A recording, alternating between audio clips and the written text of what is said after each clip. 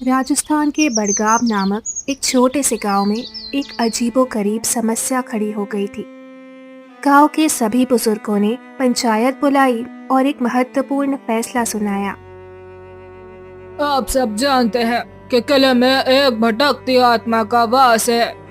वो रात के समय गांव में घूमती है और खासकर जवान लड़कों को अपने वश में करके किले में ले जाती है। वहां जाने के बाद उनका कोई पता नहीं चलता। इसीलिए हमने फैसला किया है कि गांव के सभी नौजवानों को कुछ समय के लिए शहर भेज दिया जाए। जब तक इस पहेली का हल नहीं निकलता हमें सतर्क रहना होगा।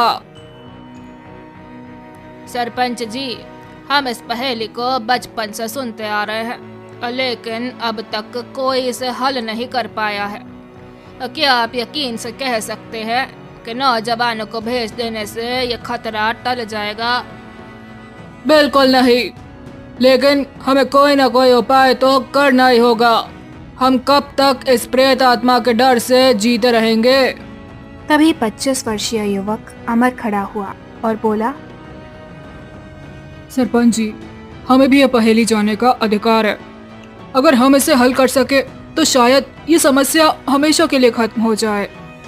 बेटा, ये बहुत खतरनाक है। इस पहेली में उलझने वालों की जान चली जाती है। तुम ऐसा मत सोचो। गांव के कुछ लोग अपने बच्चों को शहर भेजने के लिए तैयार हो गए, लेकिन अधिकतर लोग इससे सहमत नहीं थे। सरपंच ने सबको सोचने के लिए समय दिया। रात में जब अमर अपने घर पहुंचा तो उसने अपनी माँ कमला देवी से पूछा, माँ, क्या आपको इस पहेली के बारे में कुछ पता है? बेटा, इस बारे में मत सोच। इसी पहेली के कारण तुम्हारे पिता की मौत हुई थी। गांव में और भी कई लोगों की जान जा चुकी है। ये सुनकर अमर अंदर से बेचैन हो गया। माँ, पिताजी की मौत का कारण वही प्रेत आत्मा थी। मुझे सब कुछ बताना होगा। मैं अपने पिता की मौत का बदला लूंगा। नहीं बेटा, हम सब ने तय किया है कि इस बारे में बच्चों को कुछ नहीं बताया जाएगा। तुझे मेरी कसम, इस बारे में और मत पूछ। माँ की कसम के आगे अमर चुप हो गया, लेकिन उसके मन में ये सवाल घूमता रहा कि आखिर उसके पिता की मौत क्यों हुई। अगले दिन अमर ने अपने दोस्तों से बात की और उन्हें पूरी कहानी बताई। तभी उसका सबसे करीबी दोस्त सूरज बोला, अब भाई और मेरे चाचा भी इसी पहेली में उलझकर अपनी जान गंवा चुके हैं। हमें ये राज पता लगाना ही होगा। गांव में कोई कुछ नहीं बताएगा। हमें आसपास के गांव में जाकर पता करना चाहिए और शायद वहां किसी को कुछ मालूम हो। अगले दिन अमर और उसके कुछ दोस्त पड़ोस के गांव पहुंचे। वहां उन्होंने कई लोगों से पूछताछ की। तभी उन्हें एक बूढ़ी महिला रुक्मणी माई मिली।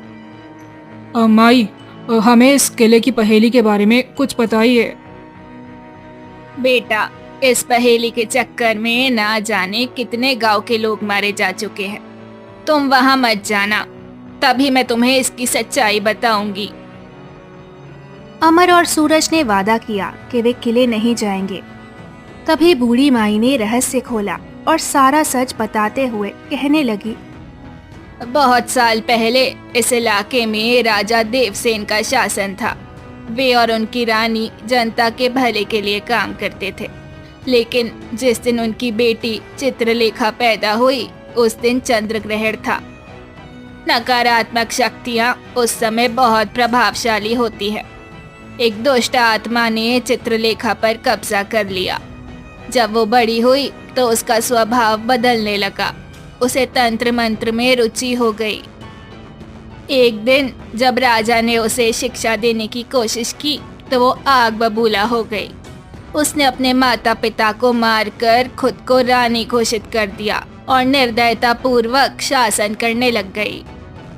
कुछ समय बाद सेनापति रणवीर ने उससे विवाह का प्रस्ताव रखा, लेकिन रानी ने उसे कैद करवा दिया।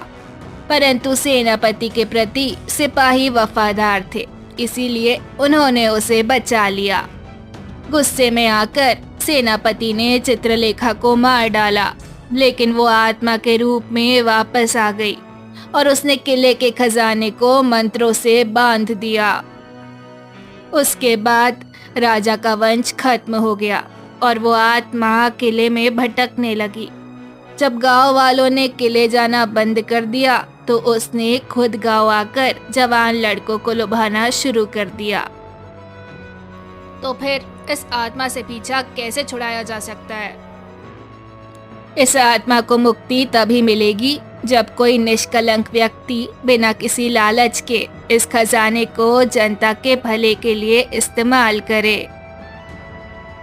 अमर और सूरज ने ये सब सुनने के बाद किले में जाने का निर्णय लिया। बिना किसी को बताए दोनों दोस्त रात में किले पहुंचे।